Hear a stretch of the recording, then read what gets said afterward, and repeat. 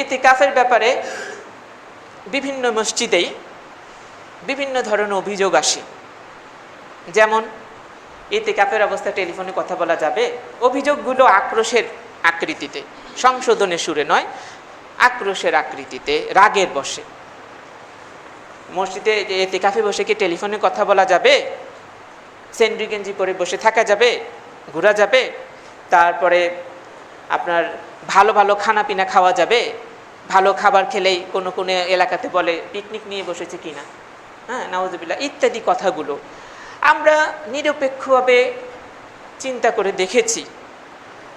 যেখানেই এই অভিযোগগুলো আসছে সবগুলো যে বাতিল তা না, অধিকাংশই মনে হিংসাপরায়ণ বা ঈর্ষাপরায়ণ হয়ে কথাগুলো বলছে।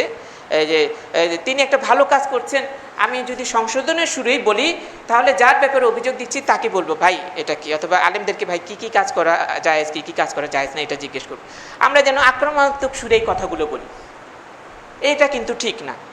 ইতিকাফের অবস্থায় কথা বলা জায়েজ, প্রয়োজনীয় কথা বলা, সেটা সরাসরি হোক মোবাইলে হোক।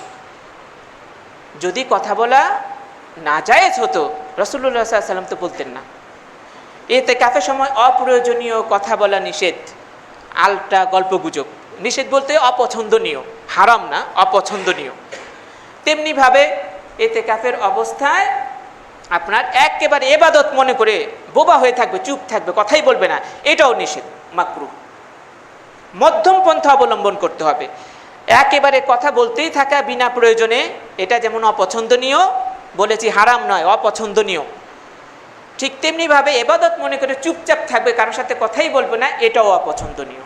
মাঝামাঝি অবস্থায় আসতে হবে, প্রয়োজন হলে কথা বলবে। নিষিদ্ধ হলে নবী সাল্লাল্লাহু আলাইহি ওয়াসাল্লামের স্ত্রী নবী সাল্লাল্লাহু আলাইহি ওয়াসাল্লামের সাথে দেখা করেছেন ইতিকাফের অবস্থায়, আপনারা হাদিসগুলো জানেন। আবার শুধু এটুকুই নয়, মসজিদ থেকে বেরিয়ে তিনি স্ত্রীকে আগিয়ে দিয়েছেন, সাফিয়া রাদিয়াল্লাহু আনহাকে আগিয়ে দিয়েছেন। রাস্তায় দেখা হলো, বলল কি, একটা হাদিসে আছে না, আমার স্ত্রী সাফিয়া। বললে আল্লাহ তাআলা আপনাকে সন্দেহ করব? বললেন যে না, শয়তান মানুষের রকের শিরায় শিরায় কি অনুপ্রবেশ করে মানুষ সন্দেহ জাগাইয়ে দিতে পারে। আল্লাহ ক্লিয়ার করে দিলেন। তা আমাদের এখানকার ইতিকাফে যারা বসে তারা যদি স্ত্রীকে বাড়িতে পৌঁছে দেন তখন আমরা কি বলবো? রাসূল সাল্লাল্লাহু আলাইহি ওয়াসাল্লাম করেছে প্রয়োজনে, তো টেলিফোনে হোক, প্রয়োজন থাকলে কথা বলা যাবে, প্রয়োজন শেষ আপনি কথাটা বন্ধ। ইতিকাফের অবস্থায় ব্যবসা বাণিজ্য কথা বলা যাবে না। এই জন্য মোবাইলে আবার ব্যবসা বাণিজ্য লেনদেন করতে যাবেন না, ব্যবসা বাণিজ্য নিষেধ, অপ্রয়োজনীয় কথা বলা নিষেধ। ইতিকাফের অবস্থায় এই যে আপনার গিয়া স্ত্রী সহবাস, এগুলো সব নিষিদ্ধ। যেগুলো নিষিদ্ধ সেগুলো নিষিদ্ধ, আর যেগুলো জায়েজ সেগুলোকে আমরা যে হিংসাপরায়ণ হয়ে বা না বুঝে আক্রমণাত্মকভাবে কাউকে বাধা দেওয়ার চেষ্টা করব না। আমরা অনেক সময় ভুল করে থাকি, আবেগের বশে কিংবা না জেনে কিংবা শয়তানের খপ্পরে পড়ে। যারা ভুল করে তাদের প্রতি কোনো আক্রোশ নেই, এটা হয়ে যায়।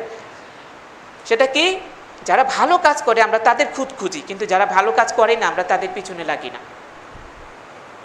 দেখবেন মসজিদের ইমাম হল ইমামের দোষ খোঁজার জন্য লেগে গেছে, খতিব সবাইকে দাওয়াত দিচ্ছে, সেই বড় দিকগুলো দেখছে না, ছোট ছোট দিকগুলো দিয়ে মানুষকে কানাঘুষা করে। এরা সমাজের জন্য ক্ষতিকর, ইসলামের জন্য ক্ষতিকর। নিজে যদি কোনো ভালো আমলও থাকে এই গীবতগুলো করে ওইটাও নষ্ট করে দিচ্ছে। আখিরাতে দাঁড়িয়ে দেখবেন নিজের কোনো পুঁজি নাই, এই ভুল মুমিনদের করা উচিত না। ইতিকাফে যারা বসে তারা একটা ত্যাগ স্বীকার করেছে 10 দিনের জন্য। আমি আপনি আসেন বসি ভুলগুলো না ধরে, দেখি না পরিবার ছেড়ে বসতে কেমন লাগে। আর আপনি যদি 2 ঘন্টা তারাবি পড়েন, বসার পরে কিন্তু একটু ক্লান্তি আসে, তারপরে মন চায় কারোর সাথে একটু কথা বলি, প্রয়োজনীয় একটু রেস্ট নেই, মন চায় না। মানুষকে 24 ঘন্টায় ইবাদতে থাকতে পারে, ইতিকাফে বসে পারবে? হজ্জের মৌসুমে গিয়ে যারা হাজী সাহেবরা যান 1.5 মাস সারাক্ষণ ইবাদতে থাকেন, সেখানে যে কি হয় যারা গিয়েছেন তারা জানে।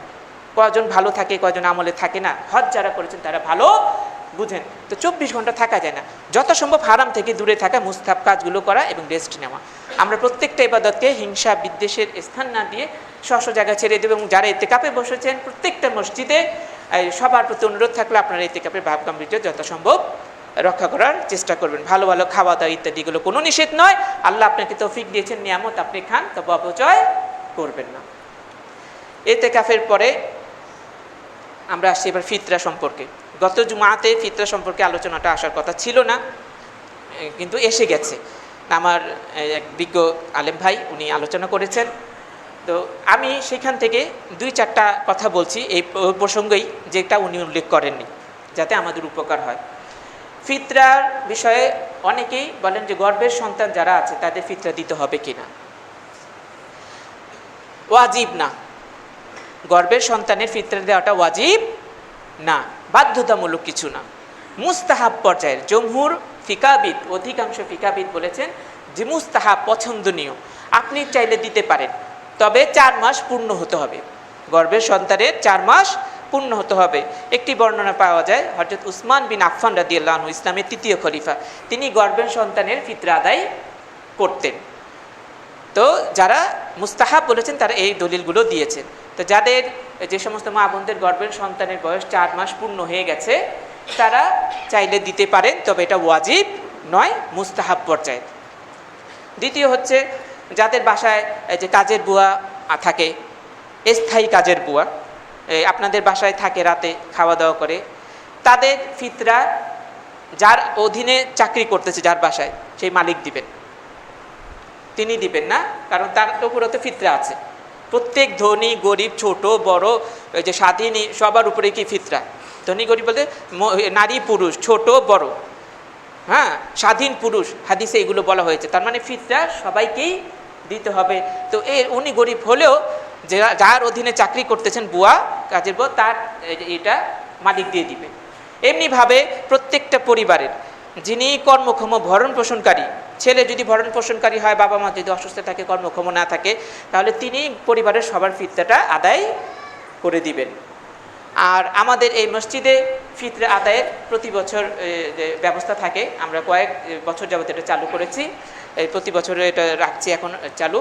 আপনারা যারা ফিতরা চাউল দেওয়ার লোক না পান, আপনারা এখানে এসে জমা দিতে পারেন। আমাদের এই মসজিদে এই চাঁদ ওঠার পরে, শাওয়াল মাসের 1 তারিখে মাগরিবের পর থেকে নিয়ে আপনার প্রায় রাত 10টা-11টা পর্যন্ত এখানে যে লোক থাকবে, আপনারা দিয়ে যাবেন। আর যদি কেউ এসে দেখেন যে কালেকশনের লোক নাই, মুয়াজ্জিন সাহেবরা যদি থাকেন, বলবেন যে এটা ফিতরার চাউল, আপনি এটা রেখে দেন, যারা আদায় করছে তাদেরকে পৌঁছে দিবেন। অন্তত আপনার ঈদের নামাজের আগে আদায় হয়ে গেল, আপনি মুক্ত হয়ে গেলেন।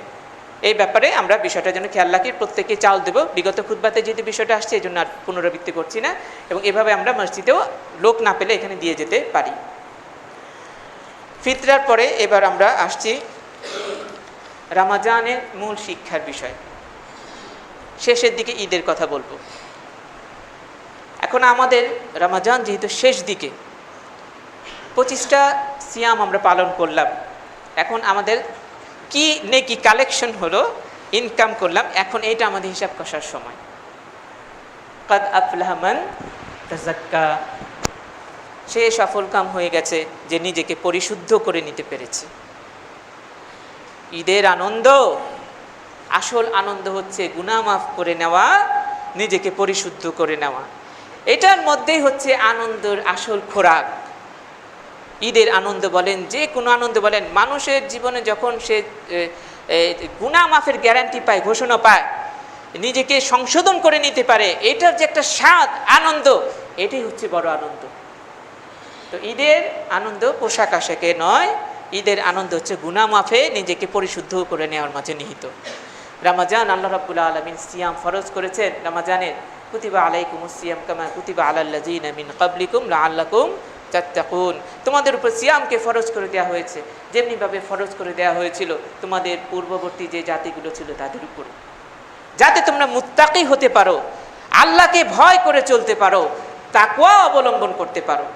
আমার আপনার এখন হিসাব কষার সময় 25 রোজা হয়ে গেল, শেষ দিকে কতটা পরেজগার হতে পেরেছি, ভুলগুলো কতটুকু সংশোধন করে নিতে পেরেছি, কতটুকু সওয়াব অর্জন করতে পেরেছি।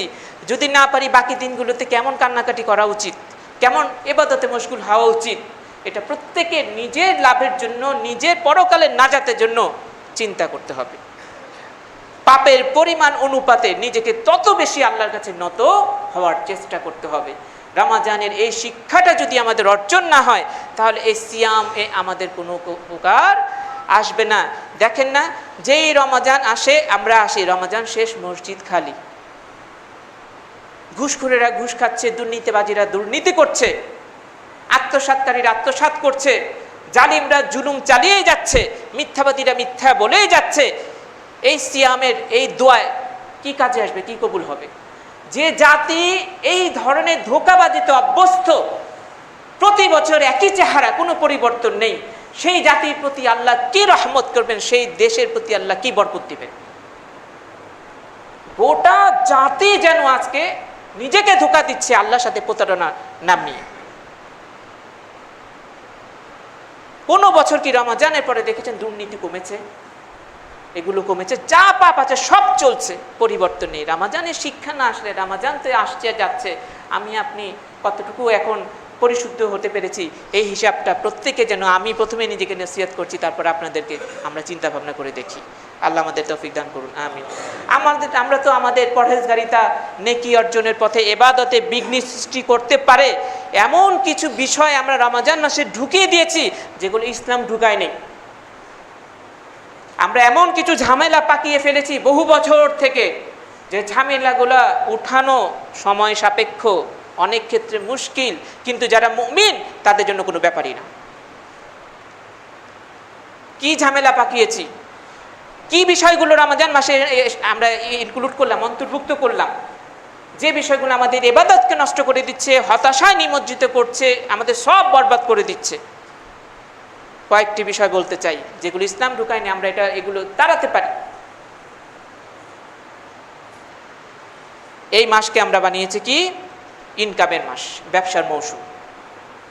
ব্যবসায়ীদের কাছে এই মাসটা ব্যবসার মৌসুম। দক্ষিণ এশিয়ার প্রেক্ষাপটে বলছি, অন্য দেশে হয়তো এগুলো হয় না।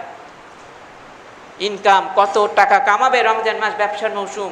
এই ব্যবসা ইনকামের মাস মনে করে খাদ্যে ভেজাল থেকে শুরু করে, দ্রব্যমূল্য বৃদ্ধি থেকে শুরু করে, কারা এগুলো করলো? আমরা বাংলাদেশের মুসলিমরাই তো করলাম, এবং আমরাই তারা যারা মসজিদে আসি, আমাদের মধ্য থেকেই তো ব্যবসায়ী, আমাদের মধ্য থেকেই তো কোনো দ্রব্যমূল্য বৃদ্ধিকারী, খাদ্যের ভেজাল ইকারী।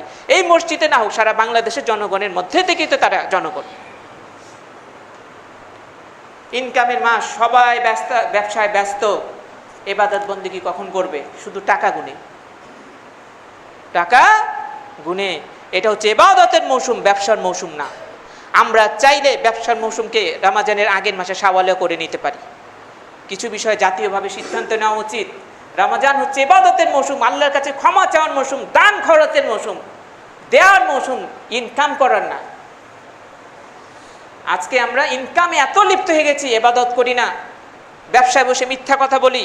শপিং মলগুলোতে আপনারা যান, যেমন আড়ং আছে, বিভিন্ন শপিং মলগুলো আছে, নিজে উপস্থিত হয়ে দেখেছে দিনের বেলায় রমজান মাসে গান বাজনা চলতেছে, কাস্টমাররা কিনতেছে। রমজানের মর্যাদা পর্যন্ত রক্ষা করে না, অথচ এই সিজনে বড় বড় শপিং মলগুলো ব্র্যান্ডের যে কিছু আছে সংস্থা নাম করা, যারা পোশাক আশাক এগুলো বিক্রি করে, তারা আল্লাহর কাছে কৃতজ্ঞতা পর্যন্ত নেই যে তাদের কাছে এই মৌসুমে আমরা ব্যবসা করতেছি, আমরা রমজানের মর্যাদাটা রক্ষা করে গান বাজনা ছাড়বো না আমরা।